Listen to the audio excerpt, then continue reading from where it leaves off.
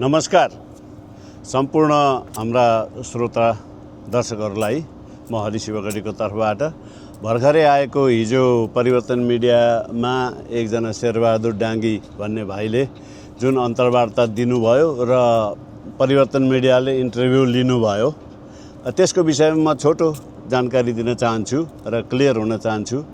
म NRN Canada हो, NRNA हो, तर एनआरएन संस्थासँग सम्बन्ध छैन।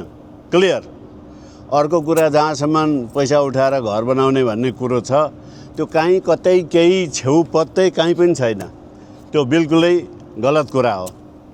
एउटै मात्रै कुरा के छ भने उसलाई म चिन्दिनँ भन्दिनँ, उसलाई मैले वेबसाइटबाट भेटेको हो र कसैले रिफर गरेको हो। त्यो रिफर गर्ने मान्छे पनि उसले आफै शेरबहादुर डाङ्गीले बोलेको कुरा म अर्को हप्ता यहाँहरूलाई प्रस्तुत गर्नेछु। उसले के बोलेको थियो त्यो भिडियोबाटै प्रष्ट हुन्छ। उसले उठाइदिनु भनेको हो र उठाइदिने भन्ने मान्छे मैले चिनेको, मेरै घरमा रेन्टमा बस्थ्यो त्यो मान्छे। दुईजना थिए। उसले चाहिँ अर्कै स्टेट, कुन स्टेटमा के काम मिलेको थियो उसले इन्डियामै पहिल्यै पेस्किदिइसकेको रहेछ त्यो।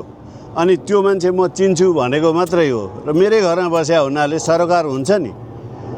त्यही कारणले ल ठिकै छ, उसले केही काम बिगाऱ्यो भने म उसलाई फलोअप गराइदिन्छु नि त भनेको हुँ। म जिम्मा लिन्छु भनेको होइन। कसैले क्यानाडामा इमिग्रेसनको कुरा पनि जिम्मा लिँदैन। वर्क पर्मिट, पिआरसिआर कसैले जिम्मा लिँदैन। स्वयं व्यक्ति सक्षम हुनुपर्छ। 5-7 क्लास पढेर यहाँ वर्क पर्मिटमा आउँछु भनेर अनि कुनै इन्डियनले पेस्की लिँदैमा या आरोप हुनुपर्छ र आरोप खेप्नुपर्छ भन्ने कुरो छैन। सुन्नेहरूले पनि राम्रो ध्यान दिएर सुन्नु होला। तपाईँ आफूले पनि जज गर्ने क्षमता छ। क्षमता हुने मान्छेहरूले गर्नुहोस्, होइन?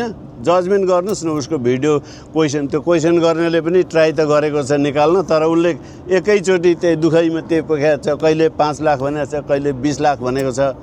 ननसेन्स कुरा हुन्।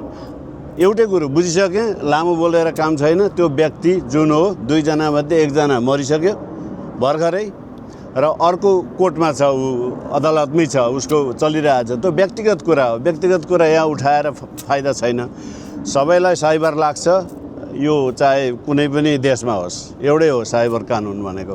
त्यसैले एनआरएनसँग म संलग्नता छैन, तर म एनआरएनसी हुँ, non residence Nepalese in Canada. त्यसैले कोही साथीहरू घबराउनु पर्ने स्थिति पनि छैन। स्पष्ट कुरो थर्ड पार्टी मार्फत उसले भनेकै छ त, शेरबहादुरले परिवर्तन मिडियालाई। मैले उहाँलाई त भेटेको छैन, अनलाइनमा भेटेको। चिनेको त हुन्छ नि।